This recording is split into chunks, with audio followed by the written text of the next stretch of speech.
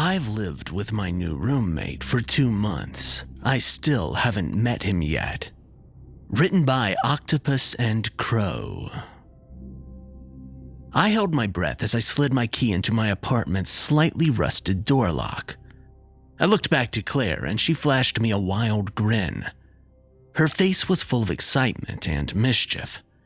She looked like a kid waiting for someone to sit on a hidden whoopee cushion. I pushed open the door and walked into the apartment. "Hey, Matt!" I shouted across the empty living room. "Claire was hoping to finally meet you." Claire broke off towards the kitchen while I headed towards the bedrooms. Her ponytail swung back and forth in her wake as she looked into the kitchen and then stuck her head into the green-tiled bathroom. When your apartment is this small, there aren't a lot of hiding places. I knocked on Matt's bedroom door a second before pushing it open. The small bed hung under a wall of multicolored soccer scarves. A pile of biology course books was spread out on the desk along with a couple of empty Cokes. But my roommate himself was nowhere in sight. "He did it again, Jesse," Claire said while laughing. "I'm starting to think you really made this whole Matt guy up." I dropped my hands in exasperation. "Honestly, I think I should take this personally. Am I that bad to hang out with?" Claire laughed again on her way back to the living room. "It could be worse. My roommate never leaves the apartment. I would take the opposite in a heartbeat." She pulled the curtains open and a column of sunshine cut through floating dust. The light shone on a check in Matt's handwriting on the coffee table. Claire tapped it with her finger. "My theory is you don't actually have a roommate. That you're in the mob and these rent checks are your way of laundering all the blood money." I picked up the check. The amount was slightly higher than the previous month. Someone had told Matt about the rent increase. "Maybe the guy's just really shy," Claire said. "This isn't shy. I mean, where does he sleep? When does he eat?" I said. The bed was unmade, so he must sleep here," Claire said as she held up an empty box of vegetarian Hot Pockets from the counter. "And I know you wouldn't touch anything vegetarian to save your life. I eat plenty healthy when I'm at your place." I took Claire's hand in mine. I always thought through a problem better when I was around her. "I'm more concerned that you think any kind of Hot Pocket counts as healthy." She gave me a playful poke in the gut. I retaliated by pulling on her hand so that she fell onto the couch next to me. "You know, there are advantages to Matt being gone tonight." Claire gave a mock sigh of indignation, then snuggled up against me. We turned off Netflix around midnight when exhaustion beat the movie for our attention. Claire was in the bathroom washing up as I went past the big living room window to make sure that the front door was locked. As I approached the front door, I saw movement in the corner of my eye. A shadow in the kitchen vanished like something had moved in front of the overhead light. I could still hear Claire in the bathroom, so it wasn't her. Just a trick of the light, it's just a trick of the light, I thought. I crept up to the kitchen door and peeked my head around. It was empty. "Nice job scaring yourself right before bed," I said to myself. I flicked off the kitchen light and I headed for the bedroom. Claire had cocooned herself under the blankets as I crawled in. It was too dark to see her face, but I could hear a giggle under her voice. "You're such a great boyfriend.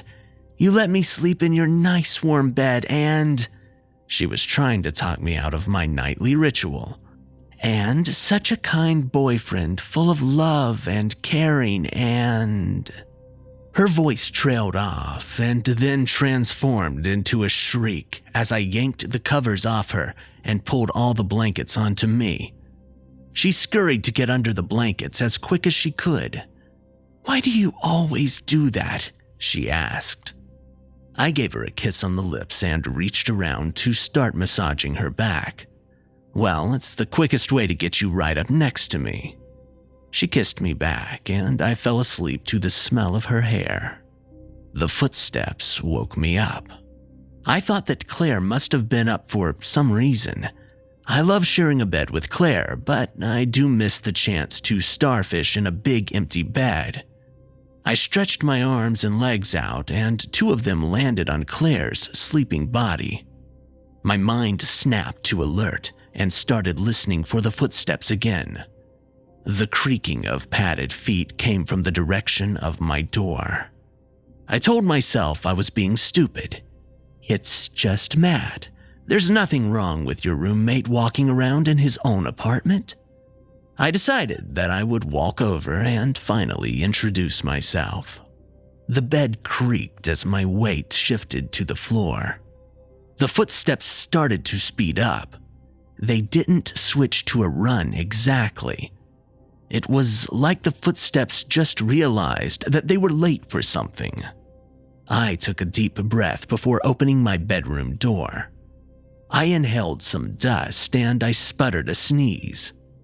I looked down the unlit hall and didn't see anyone. Matt's bedroom door was open. His sheets had moved from a pile on his bed to a pile on the floor.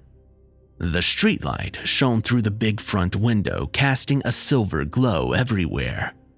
Matt's bedroom, the kitchen, the living room, they were all empty.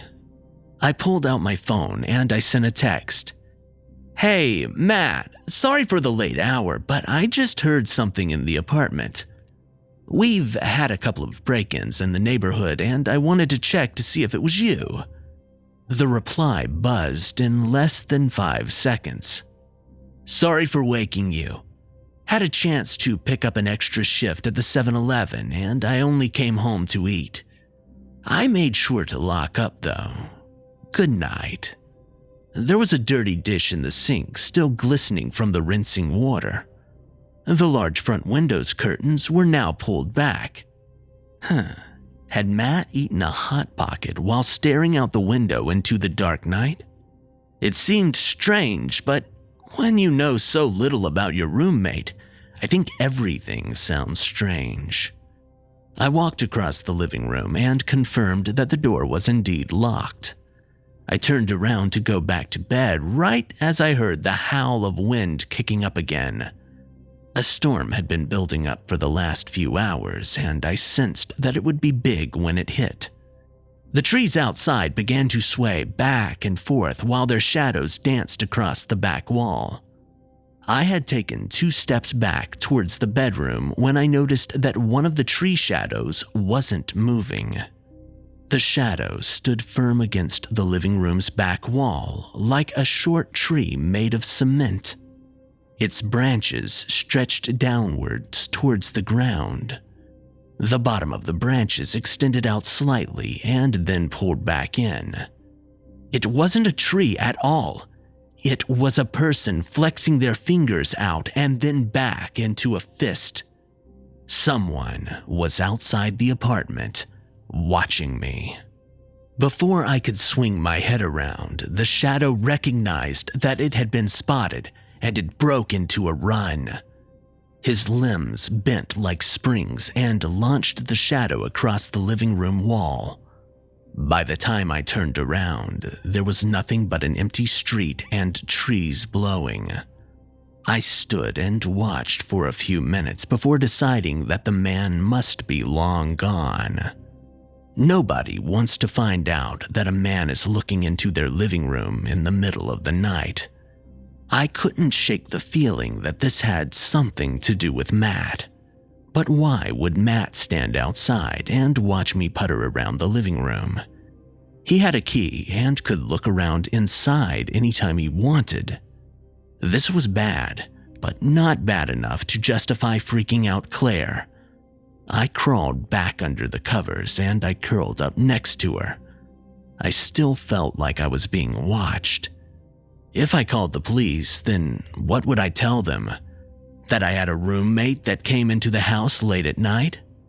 that someone had walked down the street and looked into my window for a few minutes. I don't think that they bring in the FBI for that. Eventually, I fell asleep. My dreams were filled with giant yellow cat eyes watching me from above. I woke up to the sound of dishes clinking together under Claire's humming. I slid out of bed and walked towards the kitchen without bothering to get fully dressed. "Good morning," Claire greeted me with a kiss. She was still wearing pajama pants and a tank top, but seemed otherwise ready to take on the day. How she was able to function before coffee remains a mystery. "Morning.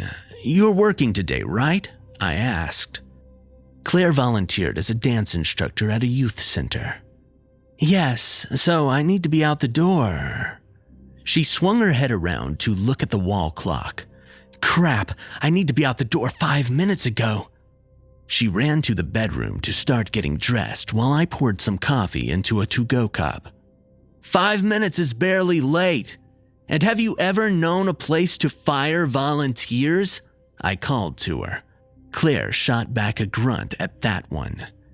She was annoyed at herself for being late, but appreciated the attempt to calm her down.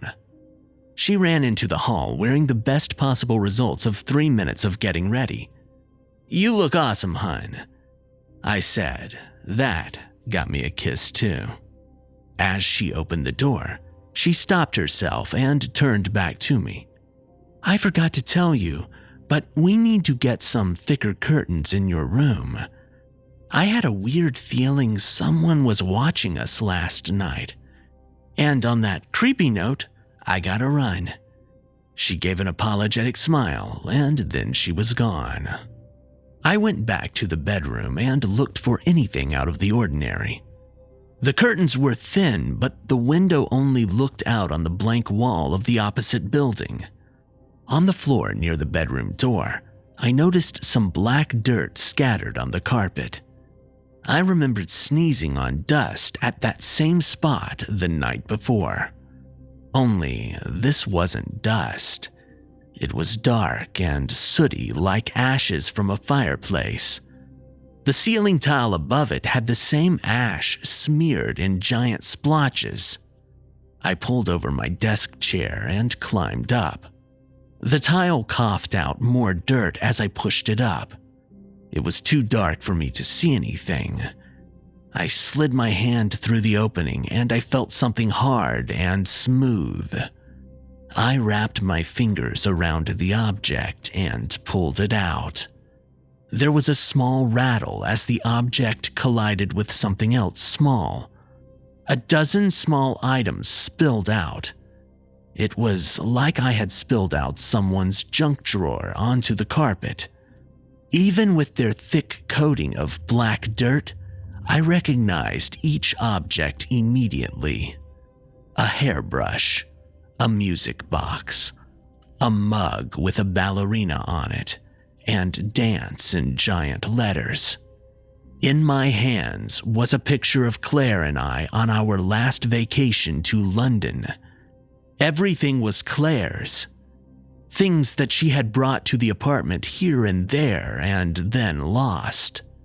The hole was only a few feet away from my bed. The yellow cat's eyes in my dream watched me from the same angle as the hole. I picked up my backpack and walked out the door into the electric air and gathering wind. The storm was close. I didn't bother locking up. The doors clearly weren't keeping out the danger. I wanted to put as much distance between myself and the apartment as possible. A coffee shop a few blocks away seemed like a good bet. 4 or 5 other customers milled about as I opened the door. I liked this place for its dim light and because people will leave you alone. The store's cat comes over to rub against my leg as I sat down. My laptop clopped down on the hardwood floor. I opened my folder labeled apartment stuff.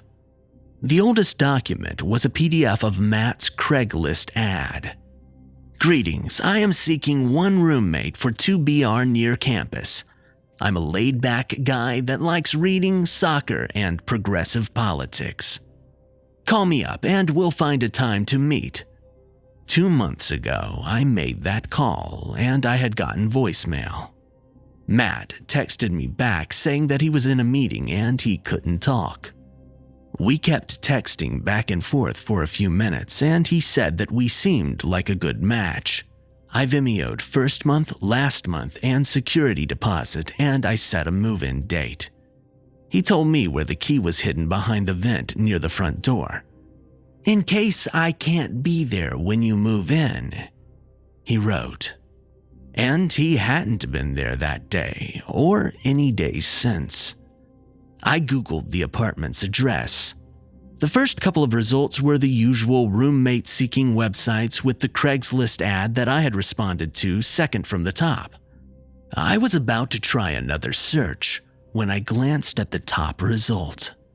It was a roommates.com post for my apartment, dated that morning. It read, "Hi, seeking one female roommate for double bedroom, 1 bath. Near great shops and in a safe neighborhood.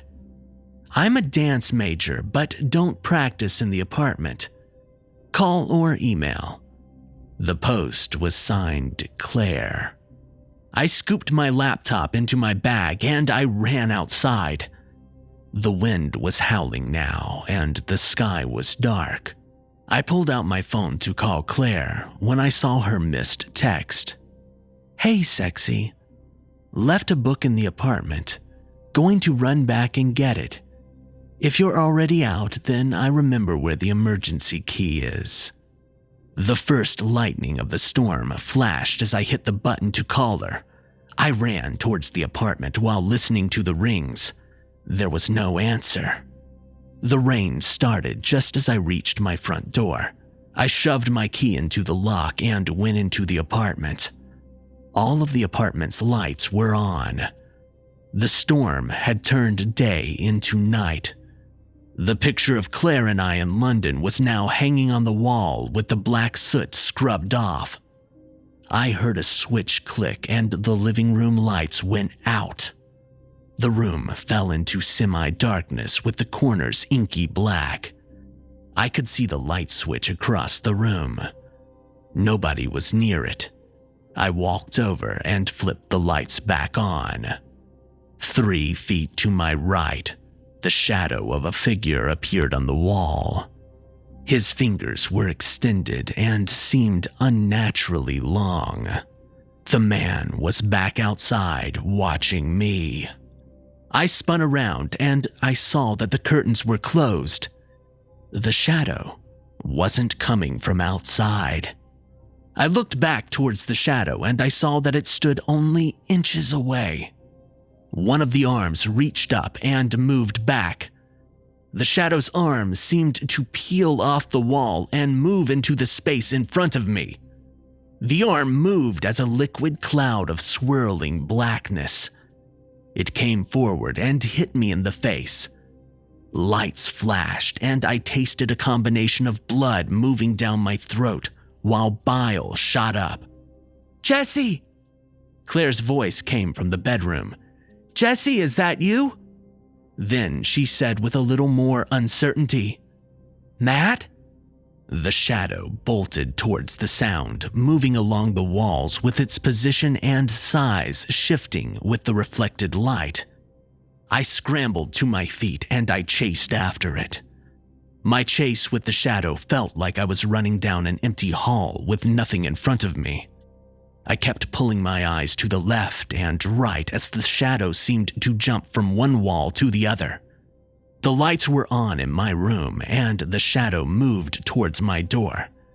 Instead of going through the open door and into the light, it slid into the tiny gap between the door frame and the wall and disappeared into the shadow behind the door. "Claire!" I shouted. "We have to get out of here!" I glanced into Matt's room as I passed. Claire's Bolshoi ballet poster was on the wall above the bed. Matt's navy sheets were traded out for white ones with a pink duvet. I kicked the half-open door hard as I entered the room. I wanted to slam the door into whatever was hiding behind it. The wood swung on its hinge to unveil a shocked Claire in red yoga pants and tank top standing by the closet. I heard a bang followed by a crunch as the door chewed into the wall's plaster. The door bounced back and the darkness in the corner disintegrated. The shadow was gone. It had a new hiding spot. "Jesse, what's wrong?"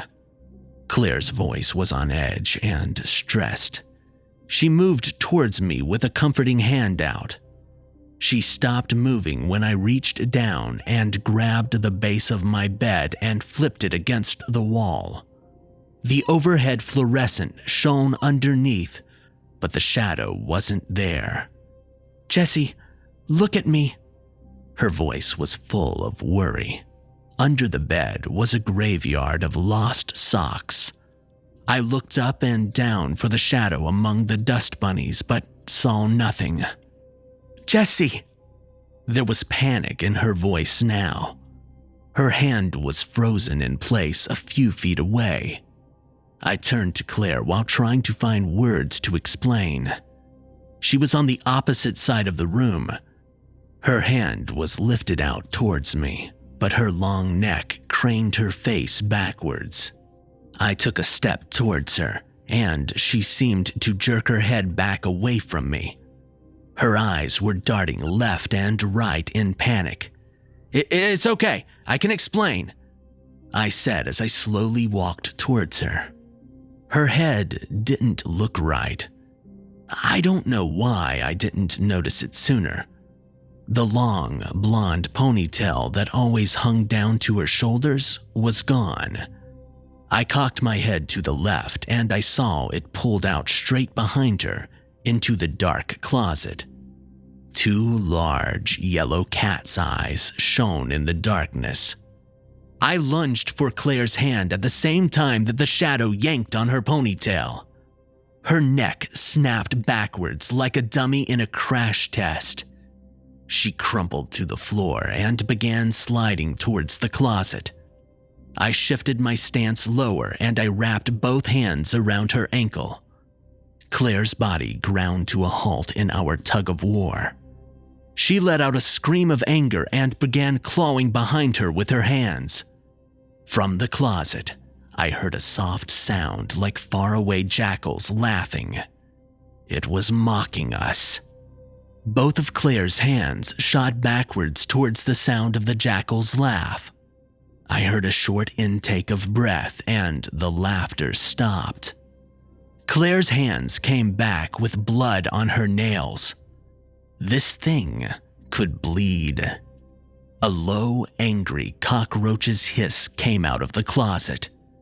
I felt Claire's ankle being tugged harder away from me. Lightning flashed through the window and the whole room was illuminated. I saw the inside of the closet like a flash photograph. A single moment locked in time. The shadow crouched with both hands around Claire's hair. Its shape was human except for its long fingers which curled out like spider legs. Its jet black face showed small slashes of color where Claire's nails had torn into him. The blood oozed out of the purple-grayish skin, with yellow veins throbbing underneath. Around the exposed skin, the black shadow flapped uselessly like torn fabric. Camouflage suit flashed through my mind. I reached one hand around and found my desk chair by feel. Twisting my body to propel it, I flung the chair in the direction of the shadow's head. The lightning had faded and the closet had returned to blackness. My aim with the chair was mostly a guess. I heard the wood connect and splinter, and the pressure on Claire's ankle lowered. I reached forward and grabbed her shoulder to help her to her feet. We ran out of the bedroom and towards the door. Claire opened the door and ran out into the rain. I followed her, but I reached behind me on the way out the door. I grabbed the picture of Claire and I in London off the wall and I tucked it under my arm. We didn't stop running until we got to Claire's apartment. University towns are transitory places. People move in and leave so often that it becomes background noise. I don't know how else to explain why the police never realized how many missing persons had some connection with that apartment. I found dozens of missing persons reports stretching back decades. I also found about the same number of roommate advertisements that roughly corresponded with the missing persons. I checked online every couple of days, but there were no new advertisements. I don't know where the shadow went, and I don't want to find it. But I'll never go back to that apartment again. I already made it out with the most important thing.